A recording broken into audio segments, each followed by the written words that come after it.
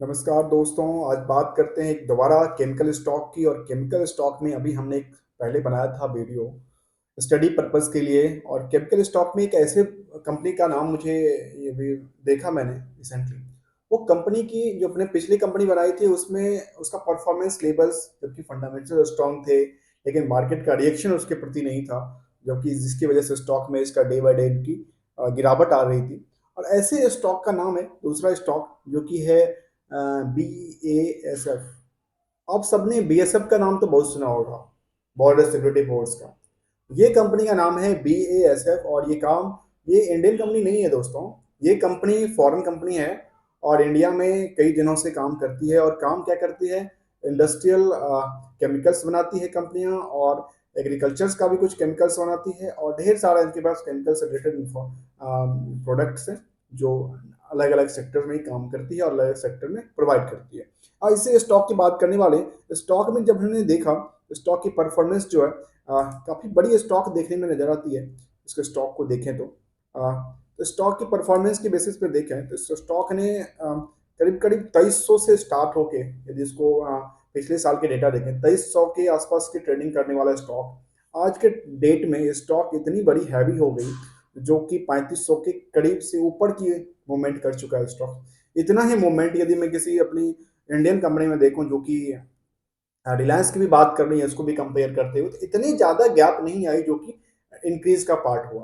क्या कारण रहा जिसकी फंडामेंटल्स भी उतने स्ट्रांग नहीं, जबकि प्रॉफिट की पार्ट एज पर कंपेरेटिव पिछले क्वार्टर से कम रहा है, तब की उसके बावजूद भी कंपनी ने जो परफॉर्मेंस किया है वो इनक्रेडिबल किया है। उन कंपनी का जो लेवल्स रहा है इंडियन मार्केट में वो काफी एक्टिवली रहा है।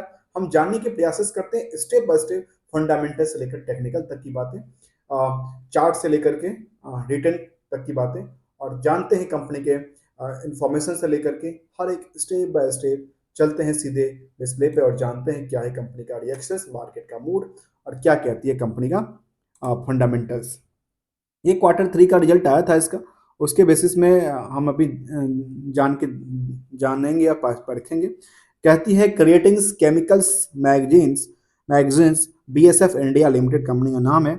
और कंपनी के प्रोडक्ट की बात करूं तो प्रोडक्ट कंपनी क्या क्या करती है इंडियन में, प्रोडक्ट में देखेंगे तो एग्रीकल्चर प्रोडक्ट है,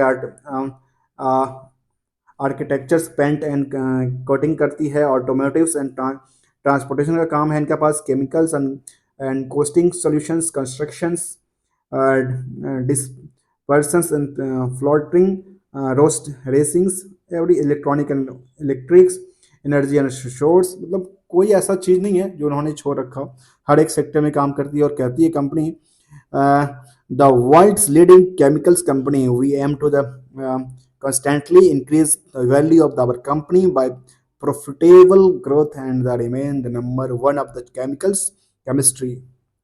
चलिए इतना ही पढ़ते हैं, आगे चलते हैं स्टॉक के रेट। स्टॉक के रेट में हमने इसलिए मूवमेंट किया क्योंकि इतने तो रेंज हमारे दूसरे कंपनी के भी नहीं बढ़े, और इस कंपनी के रेंज में देखूं तो काफी इनक्रेडिबल ग्रोथ देखने को मिली है, लेकिन आज के ट्रेडिंग सेशन में थोड़ी सी गिरावट देखने को मिली है। 3630 पे कारोबार कर रही थी आज के ट्रेडिंग सेशन में, जो कि लास्ट हुआ।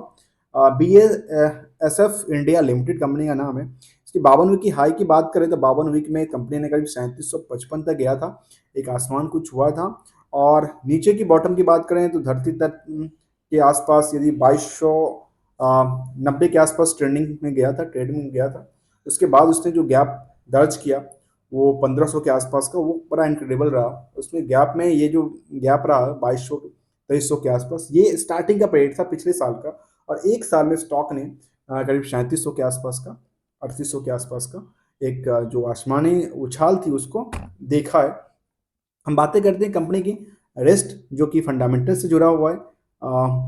इसका चार्ट हमने एक साल को देखा, 5 दिन के चार्ट देखे तो 5 दिन के चार्ट में इनक्रेडिबल दिखती है। और इस चार्ट में बेसिकली बैक टू बैक इसमें जो वॉल्यूम हुआ है ट्रेड का वो बहुत ज़्यादा नहीं रहा है कंपेरेटिव टू अदर कंपनी के हिसाब से। लेकिन तब भी यहाँ पे जो पुल बैक आया वो पुल बैक बहुत ही अट्रैक्टिव रहा है। और पुल बैक के बाद ऐसा मुझे लगता है देखने से इसकी चार्ट बेसिस पे, दो पुल बैक के बाद दोबारा इसमें गिरावट है, क्योंकि मार्केट में उसका स्टेबिलिटी नहीं रही थी। क्योंकि अक्सर होता है जब प्रॉफिट बुक करने के लिए इसको आगे इंक्रीज किया जाता है रेट को, और दोबारा प्रॉफिट बुक करके थोड़ा सा इसमें डाउनफॉल दिखा दिया जाता है। 1 महीने के चार्ट में ऐसे ही दिखती है और बैक टू बैक ये इंक्रीजेबल इंक्रीज की तरफ इंक्रीज कर रहा है इसका रेट। ऐसे 3 महीने के चार्ट में सेम स्टेबिलिटी कई बार नजर आता है स्टॉक है, और जब भी देखने को मिलता है इसमें स्टेबिलिटी रही है, कभी कभार छोड़ के। 6 महीने के चार्ट देखो तो 6 महीने के चार्ट भी इसका स्टेबिलिटी की तरफ मूवमेंट करते हैं। स्टेबिलिटी का मतलब ये होता है जो जो चार्ट है और चार्ट के बेसिस पे जो ट्रेडिंग वॉल्यूम है वो एक एवरेज रेट से निकलता हो, जैसे एकाएक डाउनफॉल या एकाएक जंप 5% या 10% का ना होता हो, ऐसा देखने को मिलती है। जब भी हुई है तो उसके बाद उसने स्टेबल एक अपनी रेट को फिक्स किया है इन्वेस्टर्स और ट्रेडर के हिसाब से। चलते हैं इसका बाकी चीज़ जानने के लिए और जानते हैं क्या कहती है इसका कॉर्पोरेट एक्शंस। कॉर्पोरेट एक्शन में देखते हैं तो डिविडेंड पेइंग कंपनी है और जुलाई के अंदर हर साल डिविडेंड देती है 22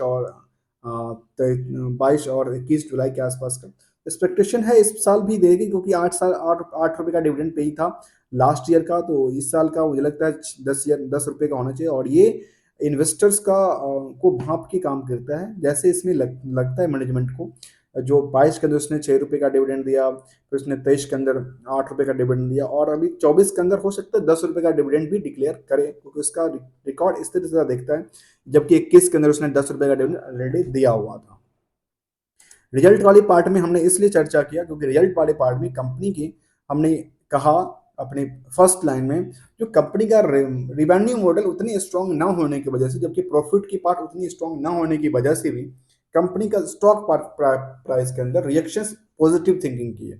लेकिन वही किसी दूसरी कंपनी जो हमने अभी चर्चा किया था अतुल लिमिटेड का, जो कि एक केमिकल्स इंडस्ट्री से ही बिलोंग करती थी, सेम इंडस्ट्रीज का हो सकता है पीएस कंपनी हो ना हो, लेकिन उसके जो रेंज थे उसके रेंज के अकॉर्डिंग जो नेट प्रॉफिट इंक्रीज करने के बाद भी मार्केट का रिएक्शन उसके प्रति नहीं था, वो मार्केट का रिएक्शन उसके नीचे के मूवमेंट में, यहाँ पे बिकवाली की मूवमेंट में था। यहाँ पे नेट प्रॉफिट मार्जिन की बात करें तो करीब 4.2% के आसपास रहा पिछले क्वार्टर, और करंट क्वार्टर में यदि प्रॉफिट मार्जिन परसेंटेज की बात करें तो 4.21% थोड़ा सा इंक्रीज करके मिला है as per the revenue and net profit की परसेंटेज बेस पे।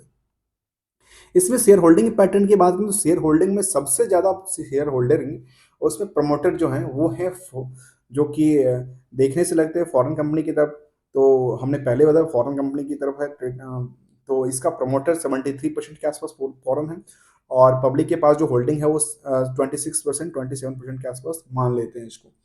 ये बड़ा इंटरेस्टिंग है क्योंकि हम इसका चार्ट देखें शेयर होल्डिंग पैटर्न के बेसिस पे, तो प्रमोटर के पास जो होल्डिंग है 73% की ओर आसपास, उसमें देखेंगे जो भी नाम आते हैं ये शायद यूरोपियन बेस्ड कंपनी है, और BASF सोसिटास यूरोपास यूरोपियस कंपनी है जिसके पास 52% की होल्डिंग है। दूसरी कंपनी का नाम है इसका BASF सहवेज सहवेज एजी करके आती है जिसका पास 20% की होल्डिंग है। बाकी जो कंपनी है इनका सोल्यूशन, जो कि GVPM, ये भी फॉरेन कंपनी है, इनके पास अभी कोई पोजीशंस नहीं है लेकिन हो सकती है ग्रुप कंपनी। साथ में इस कंपनी में जो फॉरेन इंस्टीट्यूशनल इन्वेस्टर हैं उनकी पोजीशंस थोड़ी सी इंक्रीज हुई है पिछले पीरियड के अकॉर्डिंग। जैसे पिछले पीरियड 3.18% के आसपास था, तो इंक्रीज होकर 3.81% के आसपास हो जाती है। और DI की बात करूँ तो DI की पोजीशंस जो हल्का हुआ है वही है, मुझे लगता है वही शिफ्ट किया है। कहाँ पे वो शिफ्ट किया है FI के पास, और DI वाले और कुछ पब्लिक से लेकर के FI के पास शिफ्ट किया है। और DI में इस कंपनी की बात करूँ, DI में इस कंपनी के पास जो बड़े इन्वेस्टर्स हैं यहाँ पे टाटा म्यूचुअल्स फंड है जिनके पास 3% की होल्डिंग है, बजाज अलायंस लाइफ है जिनके पास 1.2% की होल्डिंग है। ऐसे देखें इसके पास general insurance corporation of India जिनके पास 1.1% की होल्डिंग है। और पब्लिक की बात करें तो पब्लिक के पास इनके पास जो होल्डिंग है वो है प्लस्टस वेल्थ मैनेजमेंट लिमिटेड LP के पास है जिसको 1.7% के आसपास स्टेबिलिटी स्टार्टिंग से देखने को मिलती है। ये हो सकता है इनकी यहाँ की फैमिली कंपनी हो या इनकी कुछ ग्रुप कंपनियां हो, ऐसा हो सकता है जिनके पास स्टार्टिंग से इसमें पोजीशंस सेम के सेम बने हुए हैं। अब हम इसको बातें करें इसको ओवरऑल इस कंपनी को देखने के बिहाफ से, जो हमारी इसकी ग्रोथ लेवल इतनी स्ट्रांग है, और तो हमारी पोजीशंस कितनी है आम इन्वेस्टर्स के लिए। आम इन्वेस्टर के लिए पोजीशंस ये निकल के आती है, जो इस कंपनी में ओवरऑल जो पोजीशंस थी वो मैं बात करूं तो करीब करीब 74% के पास तो उनकी खुद की होल्डिंग थी वही प्रमोटर की। एफआई के पास होल्डिंग है वही फॉरेन होल्डिंग है, जो कि हो जाती है करीब 75-76% के आसपास, 70% के आसपास। डीआई के पास पोजीशन है वो इंडियन पैसे हो सकते हैं, क्योंकि वो इंडियन पॉलिसी और इंडियन पॉलिसी होल्डर और साथ में म्यूचुअल फंड्स यूनिट होल्डर के होंगे। जो पब्लिक वाले पार्ट हैं वो करीब 16% बचती है, उसमें से कोई भी ऐसा बड़ी नाम नहीं है। उसमें से एक नाम आता है जिसके पास जो होल्डिंग है 1.2% के आसपास की है। ओवरऑल 14% के आसपास जो पोजिशन है स्टॉक पर भी, वो इंडियंस रिटेल इन्वेस्टर के हो सकते हैं और ट्रेडर के लिए हो सकते हैं, लेकिन मोस्टली जो यहाँ पे पैसा लगा हुआ है वो फॉरेन की पैसा लगा हुआ है। और इसकी जो रेंज निकल के आती है वो काफ़ी अट्रैक्टिव है। और प्राइस चेंज हमने देखा इसका, यदि 10 साल के डेटा को देखें एनालिसिस करते हुए, तो 10 साल में कंपनी ने 345% का जंप किया, 5 साल में 162% की जंप कर दिया, 3 साल के में 72% जंप कर दिया। ऐसे ही 2 साल के डेटा बेस में बात करें तो करीब 26% के आसपास जंप करती है, 1 साल में 54% जंप करती है, 6 महीने में देखो तो करीब 44-45% जंप करती है, 3 महीने में 19% से ज़्यादा जंप कर जाती है, 1 महीने में 12%, 12.5 से ज़्यादा करती है, और 2 सप्ताह में 12.5 से ज़्यादा करती है। 1 सप्ताह में देखो तो कंपनी 0.25% के आसपास जंप कर चुकी है। और ये था इसका ट्रेंडिंग का व्यू। और क्योंकि स्टॉक में जो ट्रेंडिंग रहा है वो हमने क्या कहा था, हमने फंडामेंटल्स उससे स्ट्रॉन्ग ना होने के बावजूद भी स्टॉक का जो इन्वेस्टर का रिएक्शन है वो पॉजिटिव थिंकिंग की तरफ है, जिसकी वजह से स्टॉक रॉकेट की तरफ उड़ता जा रहा है। और वो स्टॉक था केमिकल इंडस्ट्रीज से, स्टॉक का नाम था BASF। जैसे बॉर्डर सिक्योरिटी फोर्स हम एक स्ट्रांग पोजीशन में खड़ी रहती है, वैसे ही ये कंपनी अपने प्लेग्राउंड के अंदर एक स्टेबिलिटी के साथ खड़ी हुई है, और स्टॉक की performance day by day increase करता जाता है। दोस्तों कोई रिकमेंडेशन या एडवाइस नहीं है किसी कंपनी को के प्रति, ये कंपनी अच्छी है नहीं है, ये हमने कंप्लीटली स्टडी पर्पस के लिए किया था। कोई वीडियो अच्छा लगे तो लाइक से सब्सक्राइब करना ना भूलिएगा। Thank you so much for joining here.